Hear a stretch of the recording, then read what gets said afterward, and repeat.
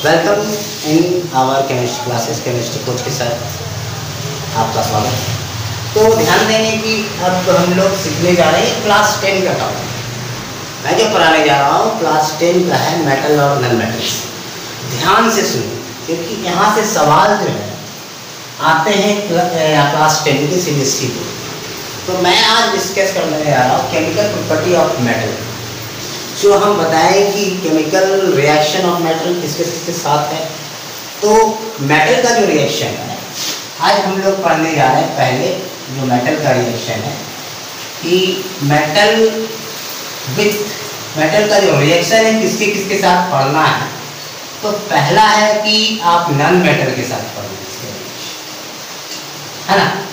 दूसरा पढ़ लें आप ऑक्सीजन के साथ रिएक्शन, और तीसरा आप पढ़ लें इसका वाटर के साथ रिएक्शन, और चौथा है सॉल्ट सॉल्यूशन के साथ इसके रिएक्शन। तो आप इतना रिएक्शन आपको पढ़ना, ठीक है, ध्यान से। तो आज मैं आपको पढ़ाऊंगा ज़्यादा नहीं, सिर्फ मेटल और नॉन मेटल, क्योंकि कम देर का ही लेक्चर क्लास अच्छा रहता है, क्योंकि आप बैठ के आसानी से देख सकते हैं, समझ सकते हैं। तो मेटल और नॉन मेटल के बीच में आज हम रिएक्शन देखने जा रहे हैं, बस यही डिस्कस करेंगे। इसको आप अच्छी तरीके से समझें, ठीक है। तो मेटल और नॉन मेटल्स के रिएक्शन से यहाँ पे देखेंगे। तो मेटल और नॉन मेटल का रिएक्शन देखने का मतलब आप क्लियरली किसके किसके बीच में रिएक्शन देख रहे हैं, रिड्यूसिंग एजेंट और ऑक्सीडाइजिंग एजेंट के बीच में रिएक्शन। अगर मैं आपको पढ़ा रहा हूँ मेटल और नॉन मेटल्स, तो आप समझ जाइए कि आपको रिलीजिंग और नॉन रिलीजिंग एजेंट और ऑक्सीडाइजिंग एजेंट के बीच में रिएक्शन है।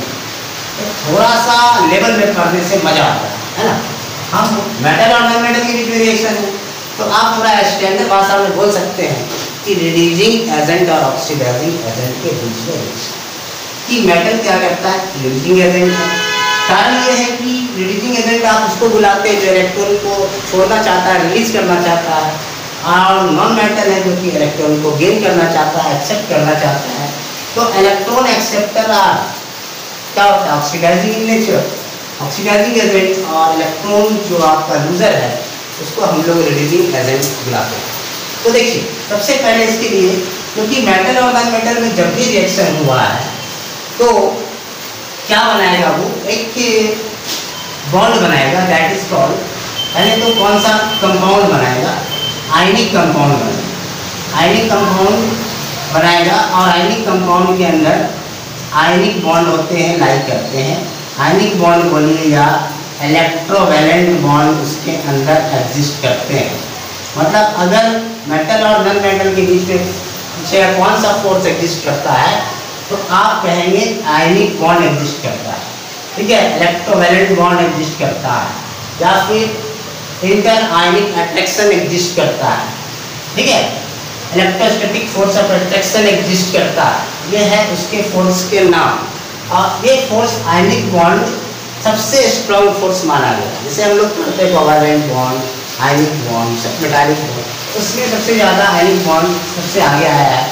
जिस कारण क्या है कि आयनिक बॉन्ड के जो भी कंपाउंड होते हैं जिसमें आयनिक बॉन्ड रहता है, उस कंपाउंड का मेल्टिंग एंड बॉइलिंग पॉइंट भी हाई होता है। तो इसके लिए अगर ये कंपाउंड बना रहा है मेटल, तो मेटल का टेंडेंसी है इलेक्ट्रॉन को क्या करना है, लूज करना। तो लूज करने के लिए जैसे इलेक्ट्रॉन लूज करेगा तो M+ बनाएगा, और ये इलेक्ट्रॉन कहाँ पे ट्रांसफर होगा, नॉन मेटल के पास ट्रांसफर होगा। तो नॉन मेटल से अगर सपोज हम मान के चलते हैं कोई हमारे पास नॉन मेटल है सपोज X, तो ये इलेक्ट्रॉन को एक्सेप्ट करने के बाद क्या बनाया, X-, तो ओवरऑल पॉजिटिव और निगेटिव मिलके आपका बन गया NS। M+ और X- का फॉर्मेशन हो गया, समझ रहे हैं। तो आयनिक कंपाउंड ये बन गया। कैसे बनता है ionic compound, by the transfer of electron from reducing agent to oxidising agent. जैसे ध्यान दें, अब हम एक मेटल लेते हैं मैग्नीशियम, और एक लेते हैं ऑक्सीजन। ध्यान दें, तो आपको इसके लिए क्या सबसे पहले ध्यान होनी चाहिए कि हमको वैलेंस इलेक्ट्रॉन एटम के अंदर क्या है, सबसे पहले तो ये, क्योंकि जो भी बॉन्ड फॉर्मेशन में पार्टिसिपेट होता है, अगर वो कोई भी बॉन्ड हो, चाहे वो बॉन्ड नेचुरल शेयरिंग से बन रहा हो, कोवैलेंट बॉन्ड हो या फिर आयनिक बॉन्ड हो, तो कौन सा बॉन्ड पार्टिसिपेट होता है, वैलेंस शेल वाले इलेक्ट्रॉन जो होता है वही पार्टिसिपेट करते हैं बॉन्ड फॉर्मेशन में। तो एक्चुअली वैलेंस इलेक्ट्रॉन अगर हम देखें तो आप देखिए मैग्नीशियम का क्या होता है, कॉन्फ़िगरेशन 282, एल्युमिनियम का क्या होता है 283, ठीक है, कैल्शियम का क्या होता है 2882, ऑक्सीजन का क्या होता है 26, नाइट्रोजन का क्या होता है 25। ये सब पहले आपको ध्यान में होनी चाहिए। उसके बाद इसको करने के बाद आप इलेक्ट्रॉन डॉट स्ट्रक्चर ही लिखना जरूरी है। इलेक्ट्रॉन डॉट स्ट्रक्चर का मतलब कि आप एटम के ऊपर में वैलेंस इलेक्ट्रॉन को डॉट के फॉर्म में दर्शाते हैं। वैलेंस इलेक्ट्रॉन को, कोर इलेक्ट्रॉन को नहीं, जो आउटर सेल में इलेक्ट्रॉन जैसे मौजूद है, जैसे मैग्नीशियम का 2 8 और that electron is called valence electron. बाकी जो अंदर वाले इलेक्ट्रॉन है that is called core electron के नाम से इसको जाना जाता है। लेकिन जब भी बॉन्डिंग की बात आती है तो कौन पार्टिसिपेट करता है, वैलेंस इलेक्ट्रॉन। इसलिए हम लोग इसके वैलेंस इलेक्ट्रॉन को क्या करते हैं, इसके इस एटम के ऊपर में डॉट के रूप में दिखाते हैं। तो बताइए मैग्नीशियम का वैलेंस इलेक्ट्रॉन 2 है तो हम 2 को डॉट यहाँ पे दिखा दें, ठीक है। ऑक्सीजन का वैलेंस इलेक्ट्रॉन 6 है तो यहाँ पे 2 2 4 और 2 6 डॉट के रूप में दिखा दीजिए, ठीक है।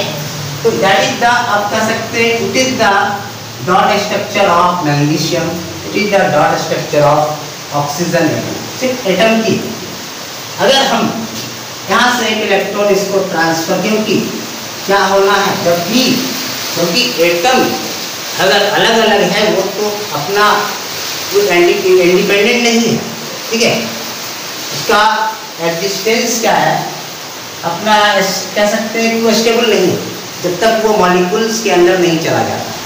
तो वो चाहेगा कि किसी तरह से हम मॉलिक्यूल्स बनाए, चाहे वो ट्रांसफर ऑफ इलेक्ट्रॉन करके बनाए या फिर अलग अलग भी तरीके हैं बॉन्ड बनाने के। तो एक इलेक्ट्रॉन अगर ट्रांसफर करता है तो यहाँ पे माइनस आता है, और एक इलेक्ट्रॉन ट्रांसफर करता है तो 2 माइनस आता है। तो एक्चुअली में क्या हुआ, 2 इलेक्ट्रॉन अगर यहाँ पे आ गया है तो ई स्टेबल हो गया है, पहले से 6 था अब 2 हो गया है। तो O के ऊपर में आप क्या आ गया, आपका ध्यान देंगे 2 2 4 2 6 2 8, ठीक है। और माइनस कितना आया है जरा ध्यान दें, क्योंकि 8 को हम ऐसे ही नहीं लिख दिए। 8 क्यों लिखे होंगे, जब यहाँ पे 2 माइनस होगा, चाहे तो ऐसे लिखे आप, चाहे अपनी सुविधा अनुसार आप ऐसे लिखें, ठीक है। मैग्नीशियम ने 2 इलेक्ट्रॉन दे चुका है तो इसके ऊपर 2 प्लस आएगा, तो 2 प्लस को ऐसे लिखें या फिर ऐसे लिखें, और आप इस तरह से लिख सकते हैं। तब अब Mg2+ और Mg मिलके क्या बना दिया आपका MgO का फॉर्मेशन कर दिया, क्योंकि चार्ज ऊपर में दोनों का बैलेंस चार्ज है, एक का पॉजिटिव में है एक का नेगेटिव में है। तो ओवर क्या हुआ, न्यूट्रल हो चुका है, और हम लिखे MgO। इस तरह से बन गया आपका मेटल और नॉन मेटल के बीच में कंपाउंड का फॉर्मेशन। ये ध्यान दें। तो डॉट स्ट्रक्चर इसके लिए बहुत जरूरी है। तो सबसे पहले काम करते हैं हम लोग 4-5 स्पीशीज का डॉट स्ट्रक्चर देखते हैं, क्योंकि सीबीएसई बोर्ड में ये सवाल आता है, right the dot structure of the compound या फिर आयंस। इस तरह से आप लिखिए डॉट स्ट्रक्चर, पहले समझते हैं। अब आपको लिखिए एटम का डॉट स्ट्रक्चर आप लिख लीजिए, सपोज इस तरह से जो भी लिखना है।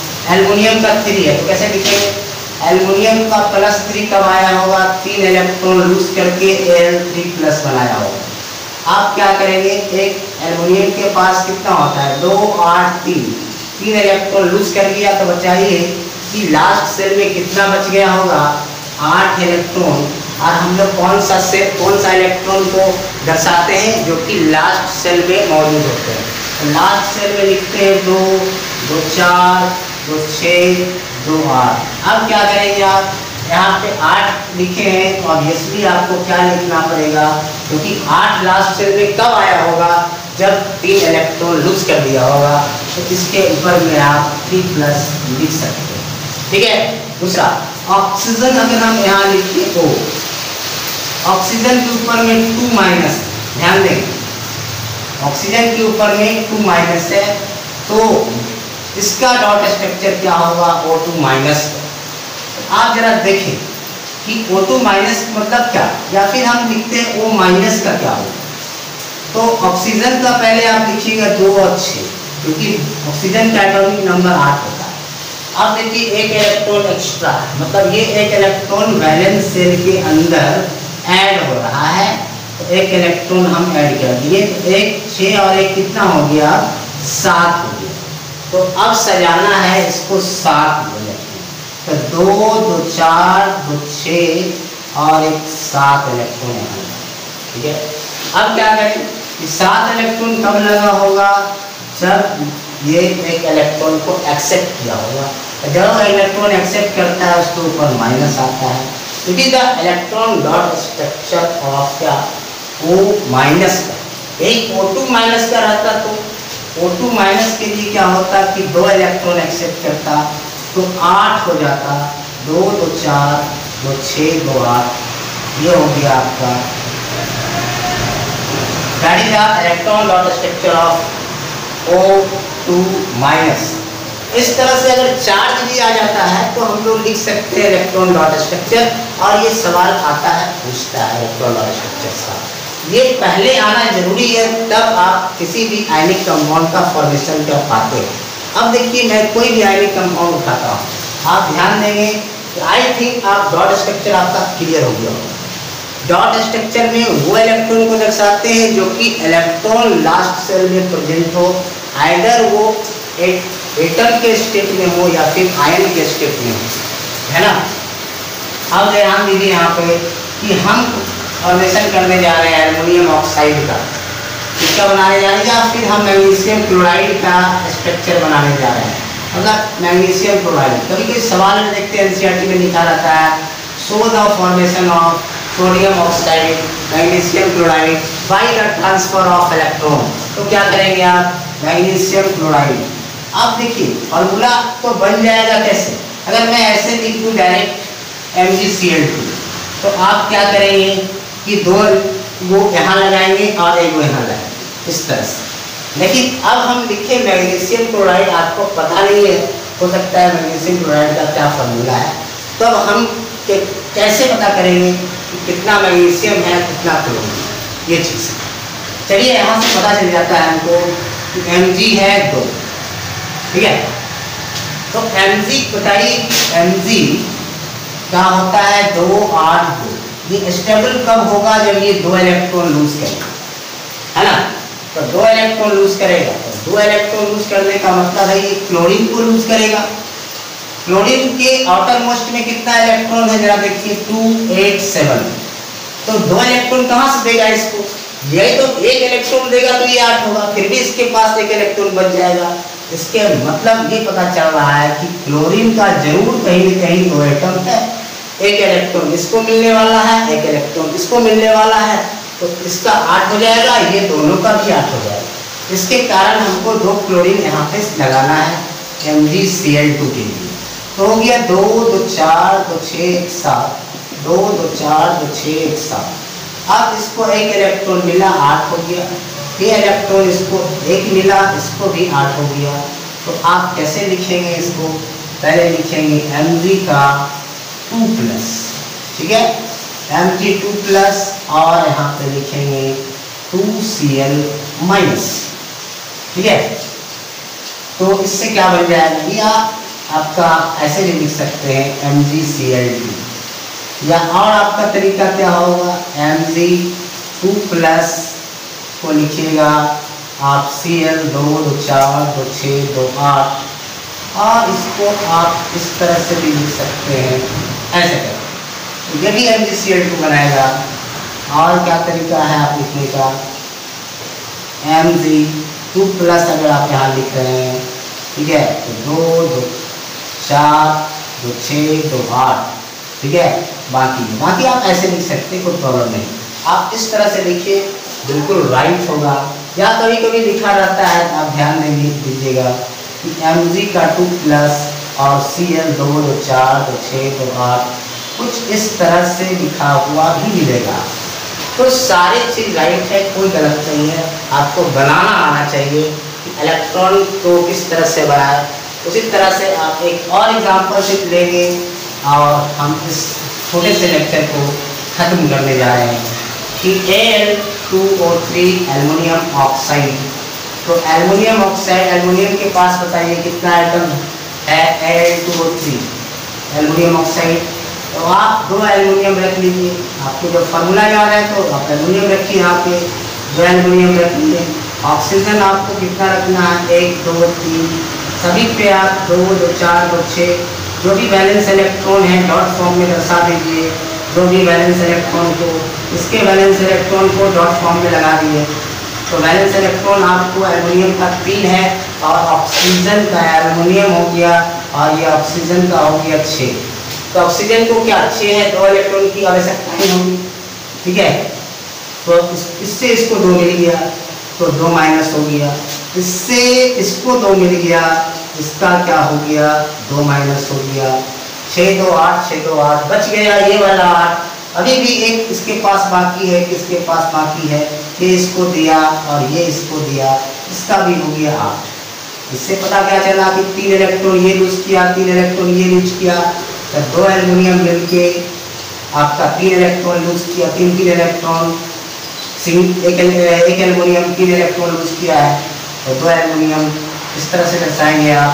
और ऑक्सीजन कितना है, 2 2 4 2 6 2 8, तो 8 हो गया सभी पे, तो सभी पे 8 हो गया। तो कितना ऑक्सीजन है, 3 है। तो और 8 कब आया होगा, जब इसके ऊपर 2 माइनस होगा। तो आप फार्मूला का फ्रेम कर सकते हैं Al2O3। आई थिंक आपको समझ में आ गई होगी what is the ionic bond, what is the Lewis dot structure, dot structure क्या है और किस तरह से हम ट्रांसफर ऑफ इलेक्ट्रॉन से आयनिक कंपाउंड का निर्माण करते हैं। और ये जान लीजिए जितने इलेक्ट्रॉन ट्रांसफर होंगे, जितने इलेक्ट्रॉन गेन होंगे या लॉस होंगे, वही उस एटम का इलेक्ट्रोवैलेंसी होगा। अगर सोडियम एक इलेक्ट्रॉन लूज कर रहा है तो उसकी इलेक्ट्रोवैलेंसी 1 है। अगर क्लोरीन एक इलेक्ट्रॉन एक्सेप्ट कर रहा है तो उसकी इलेक्ट्रोवैलेंसी 1 है। क्लियर? तो चलिए हम लोग फिर नेक्स्ट वीडियो में मिलेंगे।